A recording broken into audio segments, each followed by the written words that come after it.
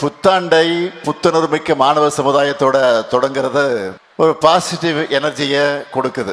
Next ஜெனரேஷனான உங்களை மனசுல வச்சுதான் இந்த மொத்த விழாவையும் ஏற்பாடு செஞ்சிருக்கிறோம்.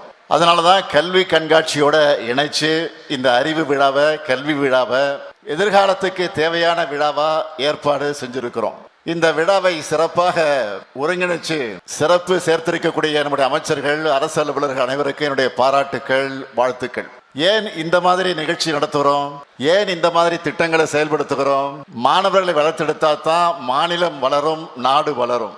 அதனாலதான் நம்ம ஆட்சியில நான் முதல்வன், புதுமை பெண், தமிழ் புதல்வன், இப்போ இந்த லேப்டாப் திட்டம். இந்த ஸ்டேஜில் நீங்க லேப்டாப் வாங்க போற மாதிரியே ஒவ்வொரு மாவட்டத்திலையும் ஆங்காங்க நம்முடைய மாண்பு அமைச்சர்கள் உள்ளிட்ட மக்கள் பிரதிநிதிகள் வழங்க இருக்காங்க. இன்னைக்கு சயின்ஸ் அண்ட் டெக்னாலஜி வளர்ந்து ஒட்டுமொத்த உலகத்தையும் நம்ம கைகளுக்கு எட்டக்கூடிய தொலைவுக்கு கொண்டு வந்து அதை உங்க கைகளுக்கே கொண்டு வந்து கொடுக்கிறது தான் நம்ம திராவிட மாடல் ஆட்சி. 100 அல்ல, 1000 அல்ல, 20 லட்சம் லேப்டாப்புகளை இளைய சமுதாயத்துக்கு கொடுக்க போறோம்.